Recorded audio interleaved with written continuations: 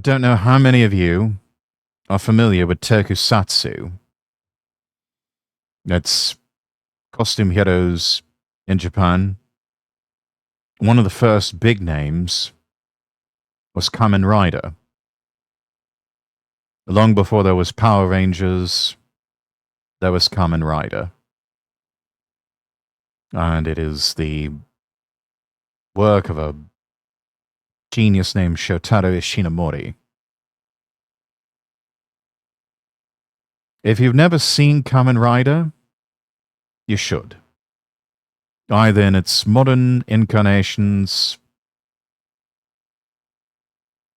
or just going over to Shout Factory and watching the old episodes of the original. They have a lot of cities that they did in the Showa era. Heisei era did not start, I think, until like the mid to late 90s. And I think they're still going even today. Finally did some crossovers with Super Sentai. And I think at one point, to celebrate the 50th anniversary of Tokusatsu in Japan, they did a crossover between Kamen Rider, Super Sentai, and Metal Heroes.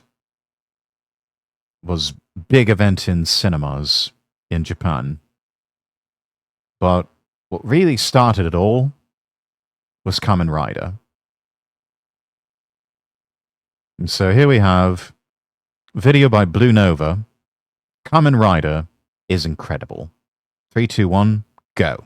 You might not recognize his name, but Shotaro Ishinomori has quite the legacy. If you're watching this video, chances are high that you're familiar with something that traces back to him. That one manga adaptation of The Legend of Zelda, A Link to the Past, you might have read in Nintendo Power or seen on the shelf at your local bookstore. Him. He did that. Maybe you're familiar with one of the many adaptations of Cyborg 009. That's a manga series he created. Perhaps you've watched Power Rangers, or if you're really cool, you watched Power Rangers in its original form, the Super Sentai series. Once again, give credit where credit is due.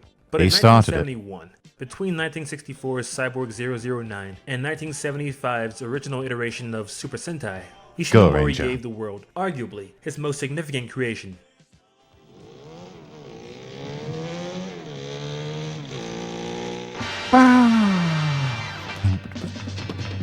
The ever-popular Tokusatsu series started life as The Skull Man, a dark one-shot manga originally published in the Weekly Shonen magazine in January of 1970. A whole lot would change during the transition from the pages of a magazine to the television screen, though if nothing else, the design of the title character would be the basis of a series that would, along with Return of Ultraman, kickstart a new wave in the popularity of Tokusatsu, the Henshin boom. They're going strong even today.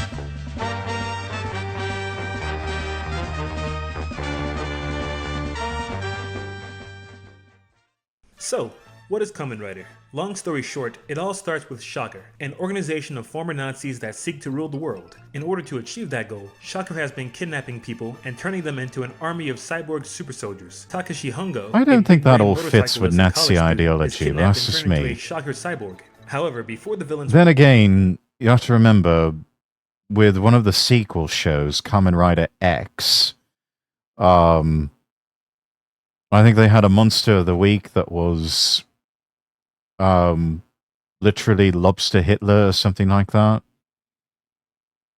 Or maybe it was Crab Hitler. Like, it was literally Hitler in a crustacean form. And Kamen Rider X had to fight him. And he won. Of course he did. I mean, that's just how these things sort of go. But, yeah. Very interesting. Don't think that the Nazis would have wanted to mutate and transform themselves into something less than human. Able to reprogram him, Takashi escapes, and as the Kamen Rider, dedicates his life to stopping the evils of Shocker. Going to get this out of the way now, Kamen Rider isn't the place to look for the art of fine storytelling. The writing is rife with cliches, head scratchers, contrivances, and repetition. Then there are the issues beyond the text. In addition to never exactly being state-of-the-art to begin with, Kamen Rider shows its age. There's a reason why a lot of it is set in the Japanese countryside, industrial locations, or recycled shocker sets. The shocker monsters, in both design and execution, can be an acquired taste. Their costumes often appear to be purchased from a budget Halloween store, and the Yeah, this was all done on next to no budget. But what they did was nothing. I mean, much like all the rest of the science fiction special effects films and television in Japan, what they were able to do with next to nothing was incredible. monsters love spamming over-the-top laughs like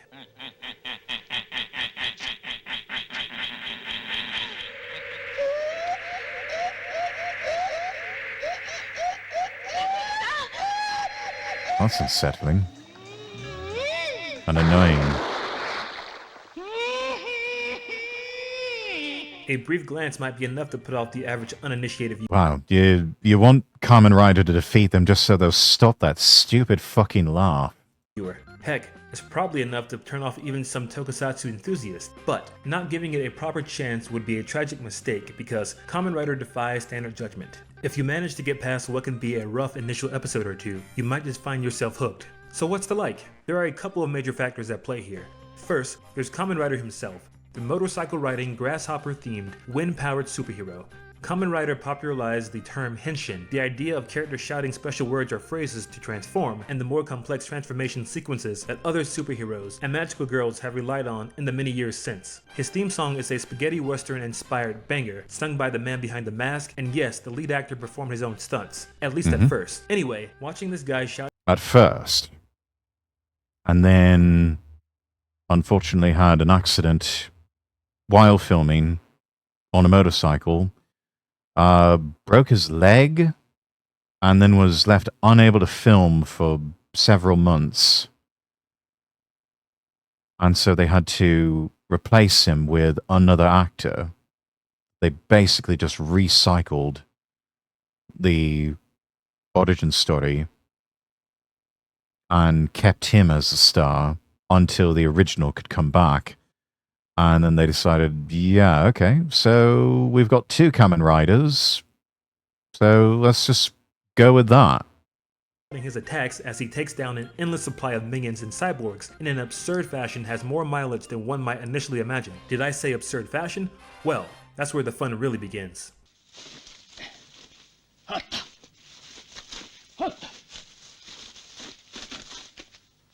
トラの宝これに違いない Hitler's treasure.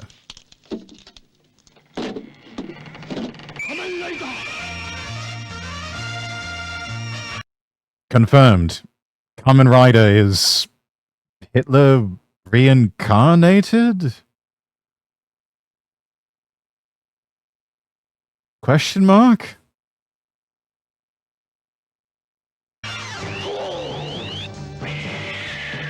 Kamen Rider had less of a budget at its disposal than cinematic tokusatsu or even television tokusatsu like the Ultra series, necessitating the reliance on creative ways to make up for the lack of usual spectacle the genre normally offers. That's likely why the show leans so hard on its idiosyncratic composition and editing, from reverse footage and jump cuts to eccentric camera angles, slow motion, and shaky cam. A lot is used to spice up what could have been a boilerplate affair. Here's an example of reverse footage. Obviously, the actor was hanging on to the tree, and the footage was reversed to suggest he jumped up to grab the tree branch. Next, in this scene, reversing footage results in the amusing sight of the villains rolling uphill. And finally, one of my favorite examples of creative editing is found in the first episode, when Kamen Rider is surrounded by the Shocker henchmen. The sped up footage and rapid jump cutting creates a genuinely cool yet trippy effect. If you can't tell by now, the action is highly exaggerated. When villains die, they either dissolve or disintegrate into foam, hit the ground as splats of blood, unravel as beads, or when the show is feeling really ambitious, explode.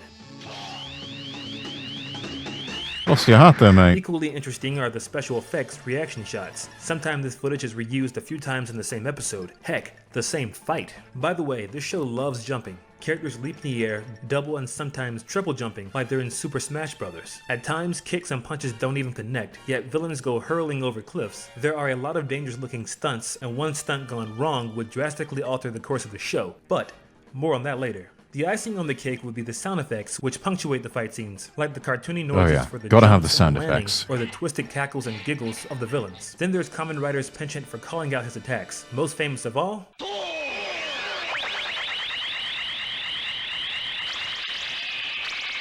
Rider kick!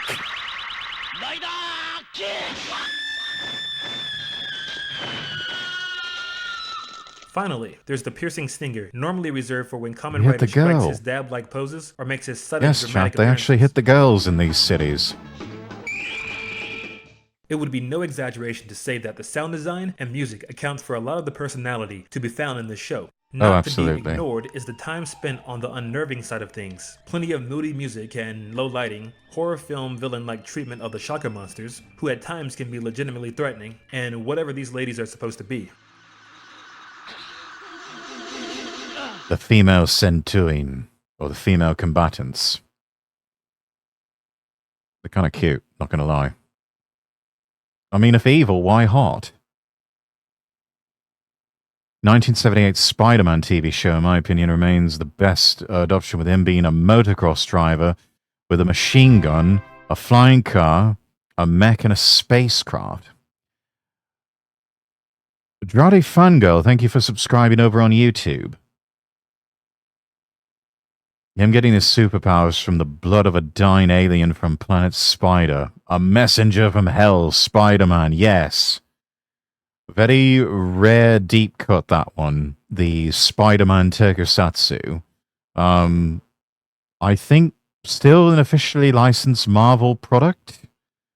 But I think they keep it locked up in the vault, unfortunately.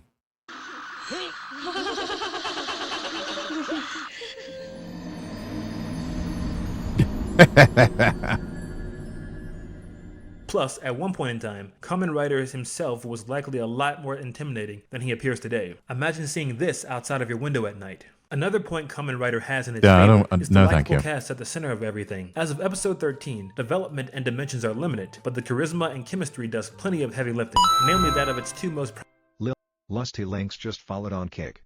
Links, thank you for following over on Kick. Hope you're doing well. prominent characters, Takashi Hongo and Tobei Tachibana. Hiroshi Fujioka as Takashi Hongo is a fine choice for lead character, and is believable as a kind-hearted soul fighting to prevent... He's a good chap. And he's one of those actors that has really aged well. I think the man is in his... Gosh, I don't know how... He was really young when he did Kamen Rider. He's in his 20s. I think he's in his 70s or 80s now. He's aged really well, taken really good care of himself. And now his daughter is starting in one of the latest versions of Kamen Rider. So they're keeping it in the family, and it's all kind of come full circle. Others from meeting the terrible fate he and the other Shocker cyborg... Oh goodness, do we have... Just followed on Kick. Walkman7, thank you for following. Do we have a raid? I didn't see. I'm so sorry. Oh yes, Links, thank you for the hosting. Raiders, welcome in. I'm sorry about that. I did not get a notification of that. Notifications are a bit broken right now on Kick, but yes, thank you so much for the hosting. If it's your first time here, I'm Lord Rexworth. I'm an English nobleman VTuber. We're doing some video reacts. Thought I was going to get into some news, but not really feeling it, so we're just having some fun, trying to clear out some tabs, and watching a video essay on why you should watch and enjoy Kamen Rider and Tokusatsu television shows. But how was your stream? Unicorn Jobs, thank you for following. Followed on Kick.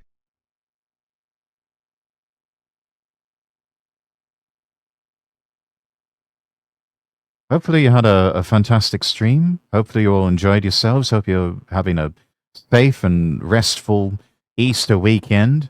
If you need to raid and run, I totally understand. But yeah, do feel free to exercise the usual after-stream care, get up and stretch, grab something to eat, something to drink, that sort of thing. But yeah, welcome in everybody. Thank you so much. the show received the official approval of Stan Lee. Oh, I see. Okay.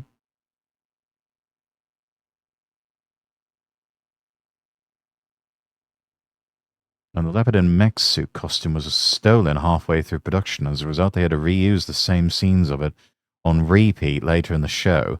Yeah, those were not easy to construct, and probably not in the budget to make an extra one if the first one breaks. Do we have the ability to shout out people?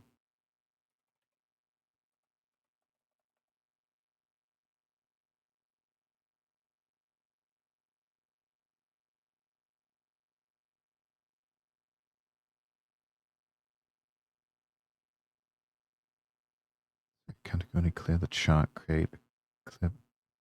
Doesn't look like we have the ability to shout anyone out. But yes, everybody, please go follow Lusty Links if you haven't already. Fantastic streamer. Just had a really entertaining collab with Ember Paradox the other day.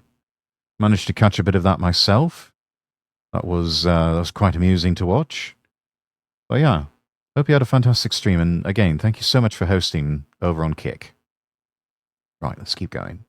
Works have met. Takashi's post-conversion life is treated as a troubled, alienating existence, and while the show hasn't explored it much yet, it is an interesting wrinkle. Unlike the usual superhero, Takashi keeps his condition hidden due to his conflicted feelings about it, rather than a desire to keep his loved ones safe. But that's not because he's selfish. It's just that his enemies seem to already know everything about him and his allies, as can be seen here. 驚くことはあるまい。お前が待ちかねていたショッカーが来たのだ。私がショッカーなどと。わしはただ。本郷武史の協力者、ショッカーの敵立花藤兵衛、そして緑川瑠璃子。Wait a minute, is that Akiji Kobayashi? Why, yes it is. If his grin looks familiar, it's because you've probably seen him in the classic Ultraman shows. Yes, that's right. He was in the original Ultraman, and he also had a recurring role in 2 Heisei era Godzilla movies: Godzilla vs. King Ghidorah and Godzilla vs. Mothra. He played Dabashi. He was a civil servant in the Japanese security office. The early 90s Godzilla films, and one of the late 90s Gamera films. In Kamen Rider, he plays Tobei Tachibana, providing a warm presence as Takashi's mentor and most trusted ally.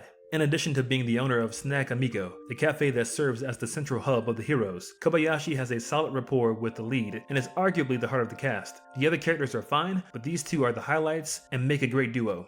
Remember how a stunt altered the course of the series looks and cool as how hell the lead smoking that actor pipe. performed his own stunts? That infamous stunt involved Hiroshi Fujioka fracturing his left leg in a motorcycle accident and needing to take time off to recover. In a 2021 interview with Anime News Network for the 50th anniversary of Kamen Rider, Fujioka went into detail about the accident, saying, "At the time, I decided I would do anything to return to the show, so I spent a lot of time going through rehabilitation for my body, and that was a big ordeal for me. Even looking back now, it's a fight I would never want to have to face again. I can only imagine. That, I got a lot of courage from the children, and so I wanted to give some of that back to them. That's what really motivated me. Children are the treasures of the future, so I really wanted to see their smiling faces. Even back then, they had already left a major impression on me. I think that as human beings, when you're doing something for yourself alone, you're not much. But when you are doing something for someone else, that brings a lot of extra power and capability to the human body." But until Fujioka recovered, something had to be done. The initial solution was a combination of stock footage, stand-in actors, and giving the other characters more of a spotlight. Tactics which carried the show for a few episodes, but of course, that could only be a temporary measure. Some serious retooling was in order. Ultimately, Takashi was sent to battle Shocker overseas, and, in his place, another Kamen Rider was introduced to protect Japan. Since Kamen Rider is an excessively long affair, totaling 98 episodes, and changes radically over the course of its run, the end of the initial Takashi-centric start of the show makes for a good stopping point for now. The second phase of the show and beyond can be discussed another time. But as far as the 13 episodes covered here are concerned, Kamen Rider has been a wild ride. A lot of fun, and a fascinating exercise in doing as much as possible with very little. Not everything is a home run, though there's way too much good to dismiss. The edgy Saturday morning cartoon logic the show normally operates on is enough for the show to function, and what it lacks in budget or nuanced writing, it makes up for with style, personality, and entertainment value. Give it the old 3-episode anime rule of thumb to get on its wavelength, and you might find yourself pleasantly surprised with the show. Kamen Rider is highly recommended. Really good stuff. Oh, and he's got a 30-minute one.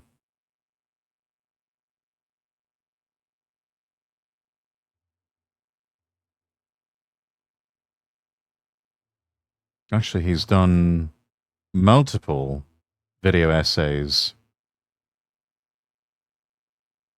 on Kamen Rider.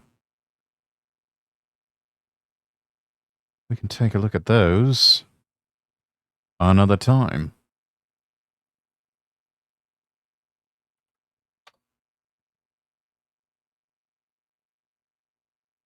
Go ahead and drop these into chat for everybody.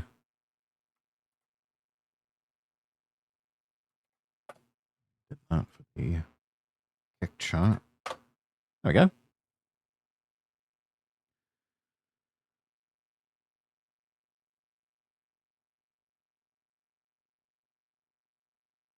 So, continuing on with Tokusatsu, I mentioned Spider-Man was a world martial arts champion. No. But that is interesting. We will move on from Kamen Rider to Super Sentai, which, those of you who grew up watching Power Rangers, it's based off of Super Sentai. They actually use a lot of the combat scenes from Japanese Super Sentai shows. The first version of Power Rangers was actually based off of a show in the early 90s called Kyoryu Sentai Zyuranger. But Shotaro Ishinomori had conceived of it originally in the 1970s as Go Ranger.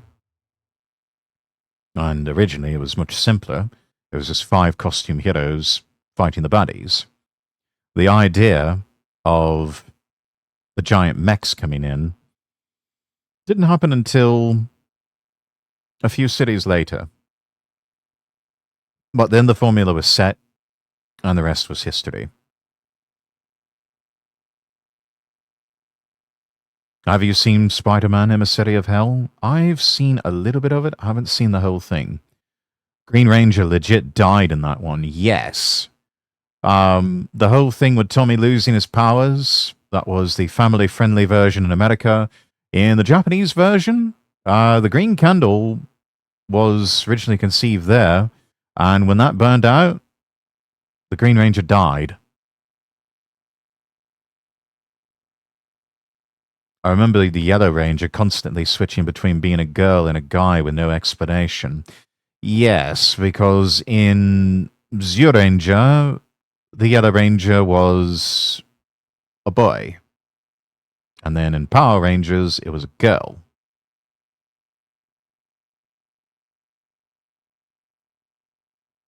But anyways, we've got this here from Austin McConnell.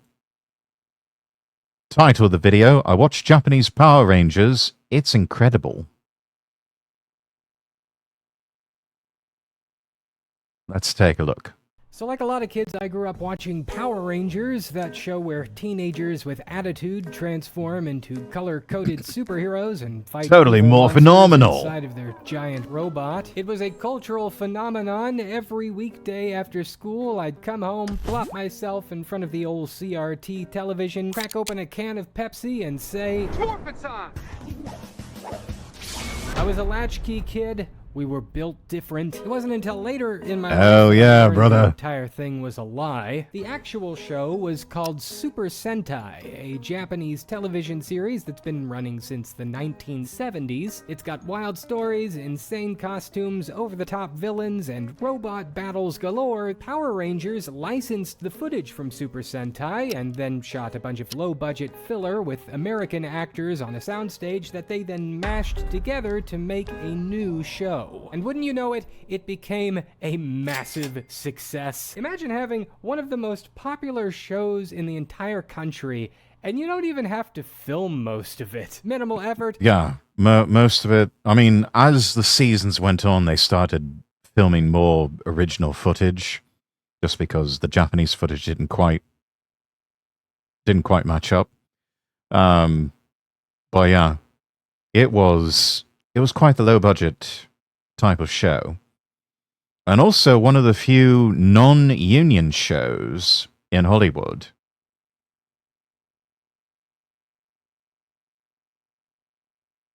Apparently, behind the scenes, that sort of thing, they cut some corners on safety. Actors would get injured on occasion, and that may have played a part in the original actors for the Red, Yellow, and Black Ranger making their exit from the show because they wanted more money and they wanted better working conditions. And the showrunners, being the greedy, filthy Hollywood types they are, just like, no. And so that was that.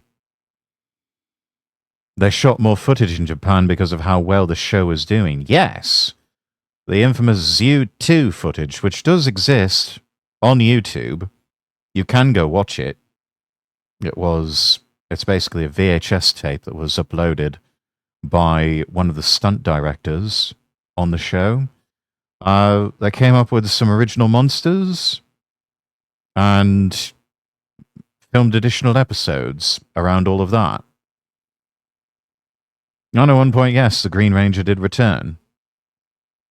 And then they decided, yeah, you know what? We want to start introducing a new villain, Lord Zed, and we want to introduce the Thunderzords, which was basically footage taken from Die Ranger, which was a sequel to Zeo Ranger, which they mashed up that with Dragonzord footage and, tried to hide the fact that it totally wasn't the Dino Megazord that was still fighting these monsters.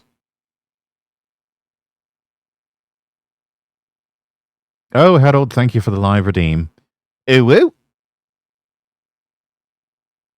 Lord Zed was an entirely American invention and a massive butt kicker. Yeah, thought he was fairly cool. Thought he was an improvement upon Rita Repulsa. Twitch told me to use this one. All right, then. Like how Jackie Chan and Jet Li described the Hong Kong cinema scene they started out on before getting the culture shock of American cinema safety regulations. Oh, yeah. No, Hong Kong, it's just like, you get hurt, and you just get up and walk it off. I remember Bruce Lee talking about how many of the action films in Hong Kong, they had to film them in the middle of the night because it was just too noisy for them to film in the daytime. Maximum profit. Welcome to America, baby. For most of my childhood, I was obsessed with Power Rangers. I bought the toys, I attended the events, I took karate lessons. I was going to be a Power Ranger. And at the turn of the millennium, just before I grew out of it, Saban Let's face it, we all wanted to be Power Rangers. Anyone who was a fan of the show, we wanted to be Power Rangers growing up. Entertainment dropped Power Rangers Time Force, which to me was the culmination of all things cool. The stakes felt higher, the story darker. The show up to that point had really just been teenagers in spandex shouting one-liners before blowing up. Time Force and I would say Power Rangers in Space and Lost Galaxy, all of those, peak writing with those. They did those shows really well, really did them justice.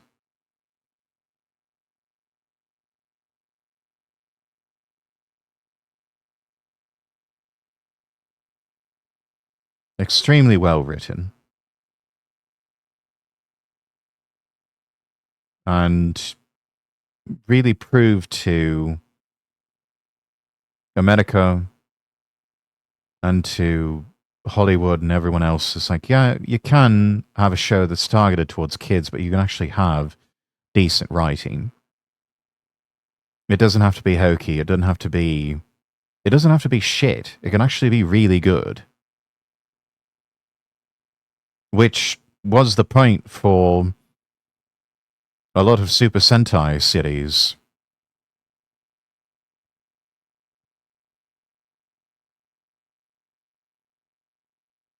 Especially the show that came before Zyuranger, Jetman. If you've never seen Jetman, go watch it on Shout Factory TV. You won't regret it. It was actually, a lot of people don't know this, Jetman was originally supposed to be a last hurrah for Super Sentai. The shows had been on the decline in the ratings in Japan, weren't as popular. Also, Japan in the throes of recession at the time. Parents of children, not a lot of money to go out and buy toys from Bandai. Probably not a whole lot of time to sit down and watch the show itself. And so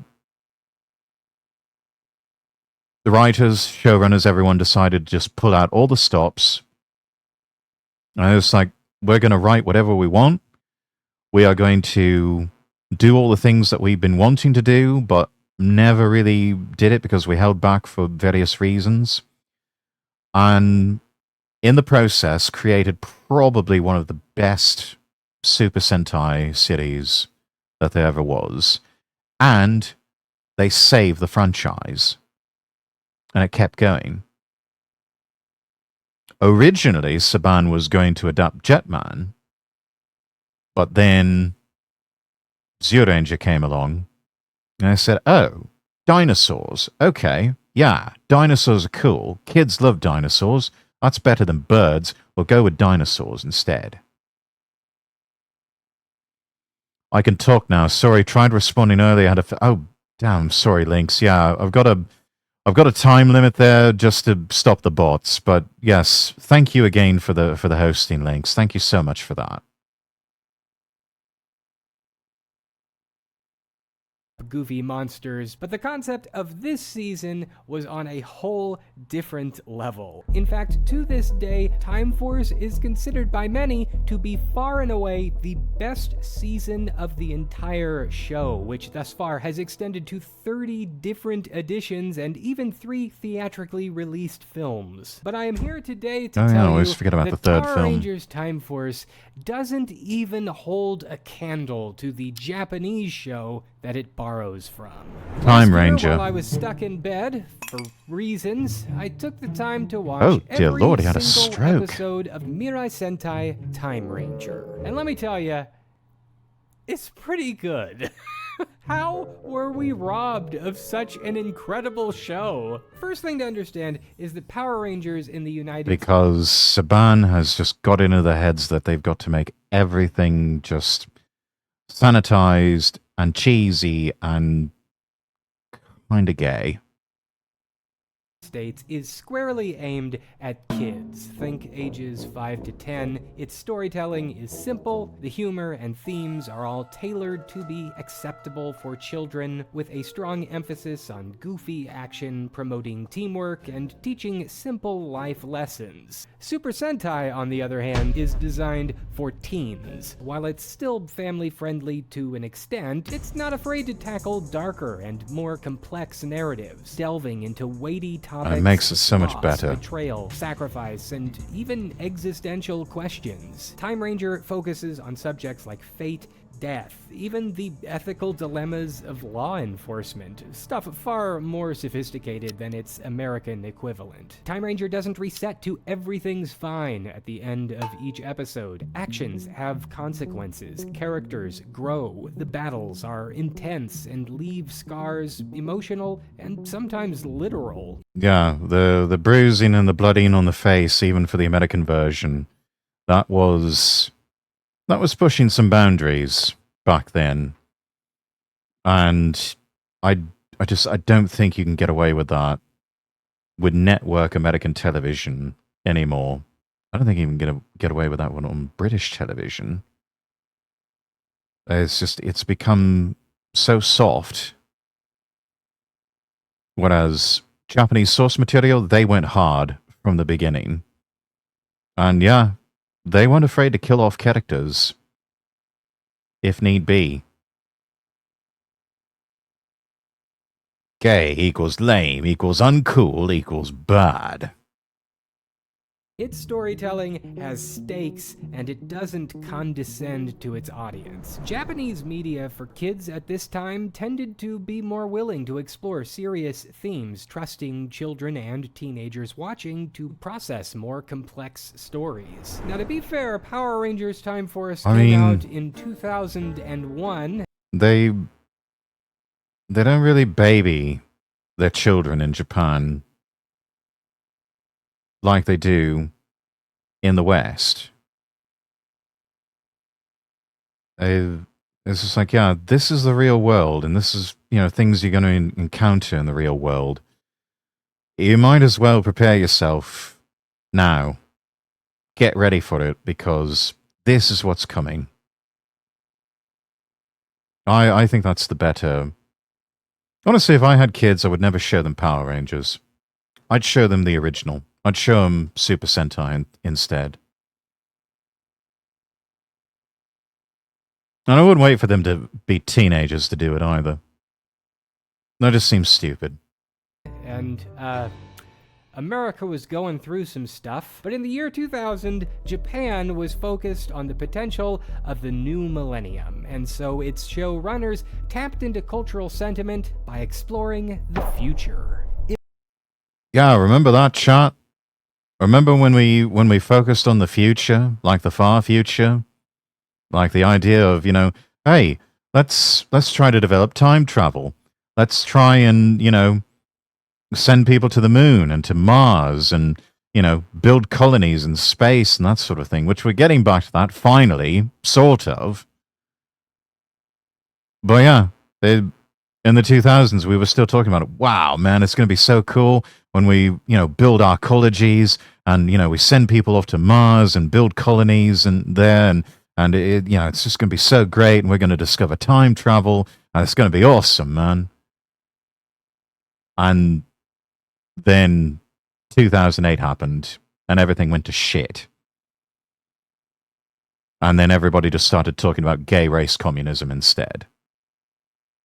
Imagine this, it's the year 3000. As a result of immense technological advancements in the 30th year century, 3000, scientists of this era pushed the boundaries of physics and engineering, successfully learning to manipulate the space-time continuum. With full-on time travel now possible, the authorities create the Wizard Cheese, thank you for the follow. Time Protection Bureau to monitor and regulate its use, Temporal preventing Prime it Directive. from being exploited for personal or criminal purposes. This agency acts as a kind of time police, arresting those who attempt to disrupt history. Violators are sent to a futuristic penitentiary and freeze compressed as punishment for their crimes. They get turned into action figures and kept on the shelves of weebs. That's their punishment for all eternity. Think about that the next time you buy a little mini Figma chart. Or even a plushie. Wondered if he is cheesed to meet you. Our story begins. Captain Ryuya of the Time Bureau briefs a new batch of Time Ranger recruits. Simultaneously, a high-status prisoner transfer begins at the facility. A new group of criminals are being brought in for freeze compression, including mob boss Don Del Nero, the leader of a crime family called the Launders. It's a play on money laundering. Get it? At long last, he's set to Yeah, face... because, money laundering's bad.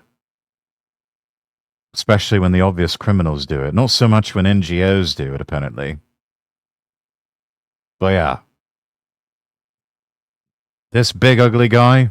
Yeah, we can't have that.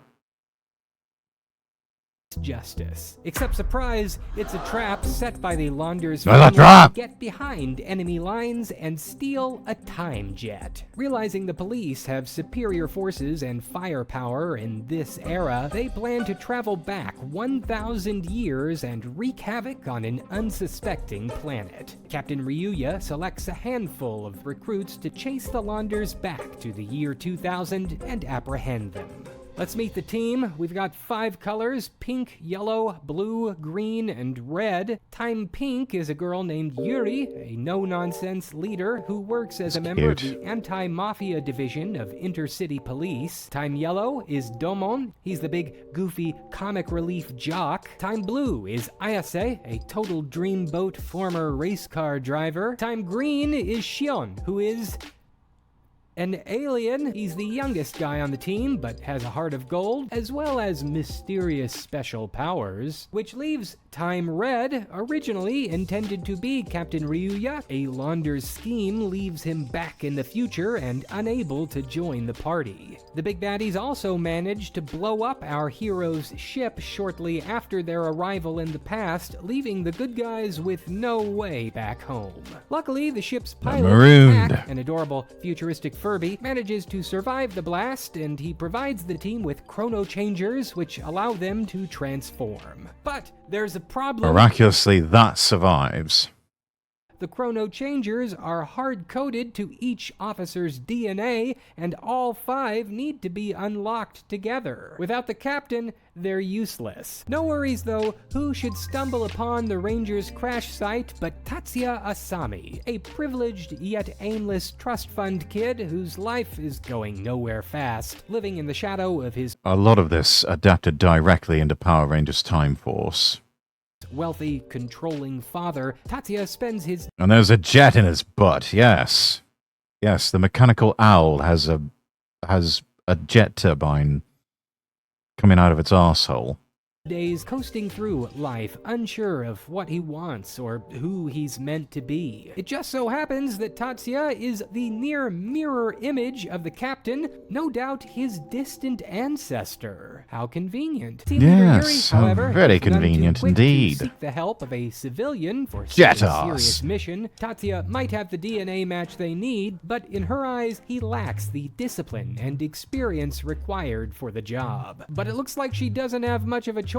The Launders family has wasted no time in wreaking havoc. Within hours of their arrival in the year 2000, they're already causing chaos, leaving destruction in their wake and putting innocent lives in danger. So who are the baddies? They're just kind of the robot minions. They're just sort of running around in this weird semi-goose stepping way, and just they cause explosions when they do that. They really shouldn't. I guess that must be God's way of saying they really shouldn't look so gay when they're marching about like that. Behind all the mayhem, let's meet the villains. The top fish, Don Del Nero, is all about the Benjamins. Back in the 30th century, he was one of the most notorious crime bosses around, running a massive empire. Now Damn, you're ugly. that he's dropped into the unsuspecting past, his sole focus is on finding new schemes to rake in the dough. Whether it's through scams, smuggling, or shaking down the locals, Del Nero is always Oh, apparently the owl's not the only one with a jet in its arse. chasing the next big score. By his side is Lila, his cunning and flirtatious partner in crime. She's as dangerous as she is cute. glamorous, with a love for Miscreant_Mule just followed on Kick. Miscreant Mule, thank you for the follow. jewels, money, and the thrill of the game. Unlike her sugar daddy, who's more of a behind-the-scenes kind of guy, Lila prefers to be out on the streets, putting the family's plans into action and stirring up all kinds of trouble. And then there's Gien, the wild card of the group, a brilliant yet unhinged cyborg. Gien has a thirst for chaos and destruction that goes beyond greed. He's got his sights set on nothing less than total world domination. Able to build killer minion robots from nuts and bolts, he's always cooking up devastating weapons and machines to keep Time Rangers on the defensive. The dastardly trio has managed to escape to the past with an entire vault of frozen monsters at their disposal. How and convenient. It's up to our heroes to capture each villain one by one and then return to the future. Let's talk about the stuff that's cool. Number one, the theme song. Go over time and space. Sentai, Kamen Rider. Damn it! Fuck you, YouTube. That's what the young kids call a banger. The stunts. This is We'll where just have to Super take your word Sentai for it. shows excel. There's actually a name for this genre in Japan. It's called Tokusatsu, which roughly translates to special effects. Live-action shows or movies that focus on practical effects, elaborate costumes, and stunts. Each episode focuses on I mean, it really was peak around the time that they did Time Ranger. They'd had well over 20 years of practice to get it right. And they did.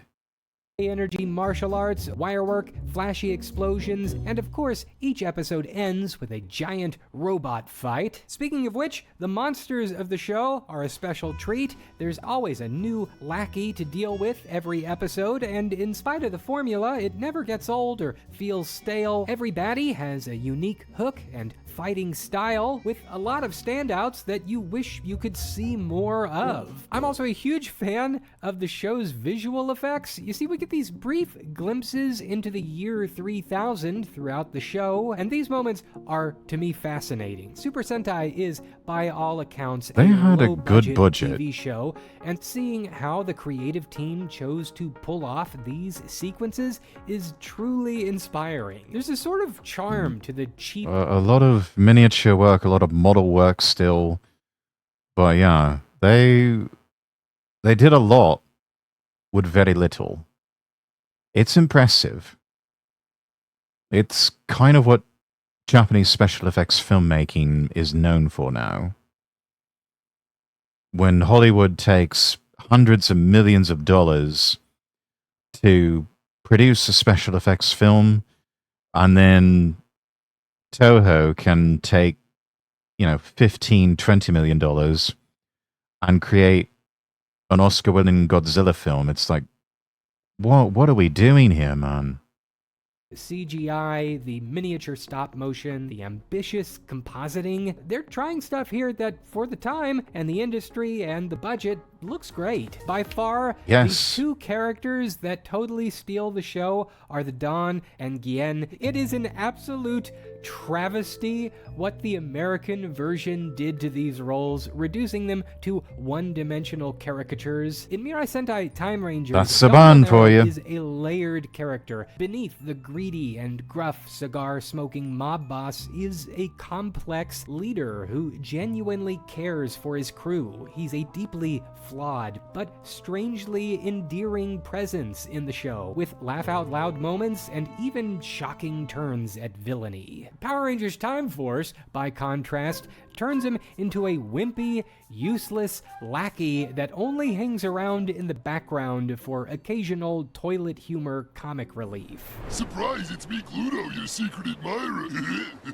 Ugh, what a waste. Yeah. I get it though. He smokes. You can't show that on kids' TV. Likewise, Gien. In the US show, he's just generic bad guy robot, but in Mirai Sentai, he is a truly tragic character with a shocking backstory who slowly descends into madness as he embraces destructive urges that are genuinely chilling to watch. Time Rangers as a whole succeeds because of its compelling characters. One of the downsides of the American adaptation's younger target audience is its hesitancy and often downright refusal to give characters real complexity. But the original show has it in spades. You see, with 51 episodes, a video special, and a crossover movie, Mirai Sentai Time Ranger has the space to fully develop its world, its lore, and most importantly, its characters. Each member of It's the just team hard to has beat a the original, compelling chat. backstory, Really unique is hard to beat the motivations, original. and a personal journey that unfolds over the course of the whole series. It's not just about the action or the flashy visual sequences, it's about watching these characters grow, struggle, and find their purpose. And Time Ranger delivers that in a way that few shows of its kind manage to actually achieve. As the series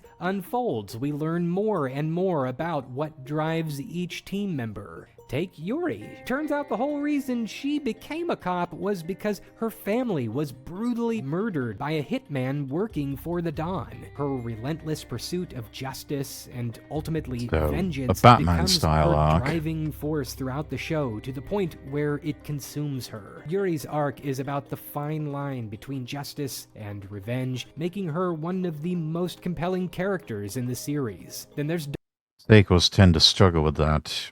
Adaptations tend to be even worse in this regard, yeah.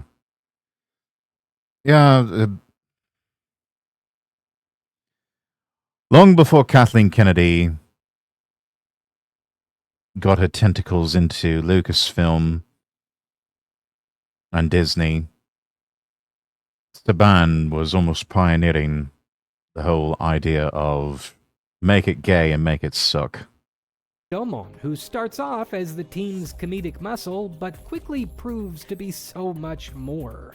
A former mixed martial arts prize fighter, he's soon torn between two worlds. His life as a celebrated athlete in the year 3000, or his new life as a nobody in the year 2000, but where he experiences his first real chance at finding true love. His story is a heartfelt exploration of growth and learning what truly matters in life. Ayase, Time Blue, hides a life-threatening heart condition from his teammates and is haunted by mistakes in his former life as a street racer. Xion, Mr. Alien, despite his cheerful demeanor, struggles to connect with others and address the trauma of being the last survivor of his home planet. And overshadowing the entire series is Tatsuya and his fraught relationship with his father. As the son of a powerful industrialist, Tatsuya is expected to inherit the family business, but he rebels against his father's rigid control, seeking to carve out his own destiny. His leadership as Time Red is as much about defying the future that has been set out for him as it is about saving the timeline itself. What makes Time Rangers exceptional is how all these side stories weave seamlessly throughout the series, creating this slow burn, character-driven narrative that still feels like a fast-paced weekly action show, full of battles and bad guys. Look past the usual trappings of the genre, and it's a journey through the lives of its characters, each of whom those trappings can only take you so far, and growth to the table. Standout installments include episode 11, Deathmatch City, where a monster places a nearby town under hypnosis and forces everyone into a violent battle royale that the Rangers must stop. A local journalist that gets rescued touches off a love triangle subplot that manages to keep you glued to the screen the rest of the series. Then there's episode 13, Battle Casino, takes the Rangers deep into the city's seedy criminal underworld. 18, 19, and 20 is basically this epic three-part movie where the Rangers realize that their presence in the past may very well be altering the course of history. 28, 29, and 30 likewise crank up the stakes and introduce Naoto, the 6th Ranger, or as he is known on the streets,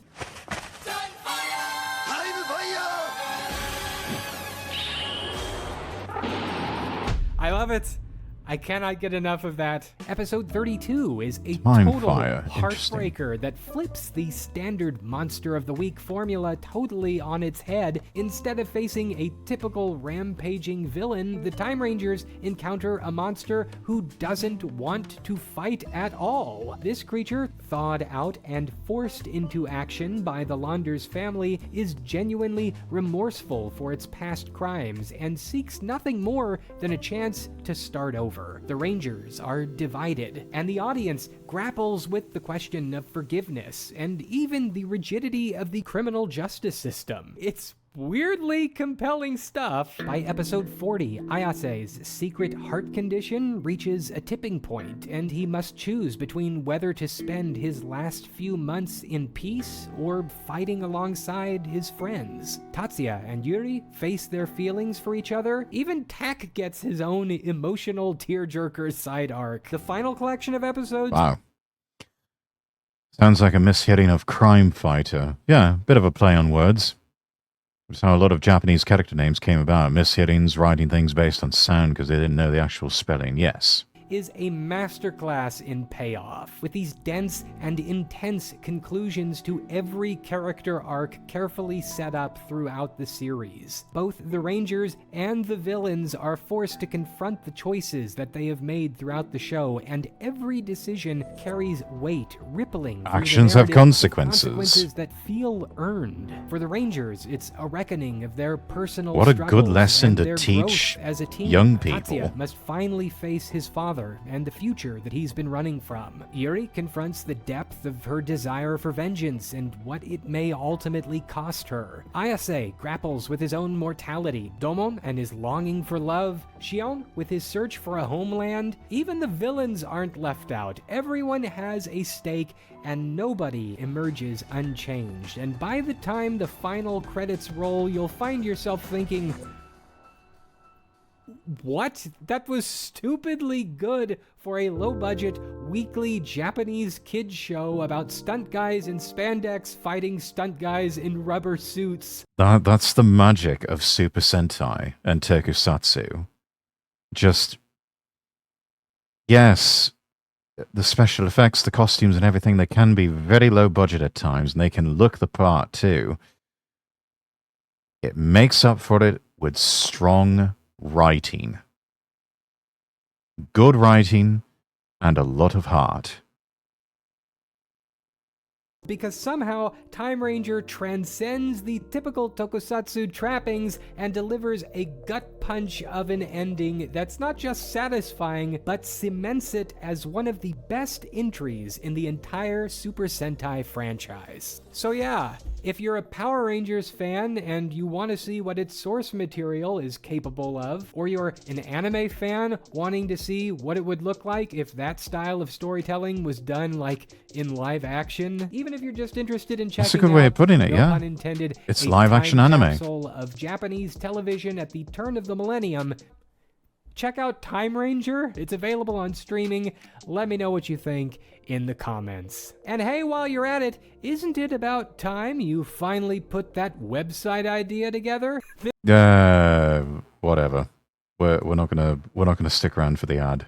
But you get the like, and we'll share the link in chat. But no ads.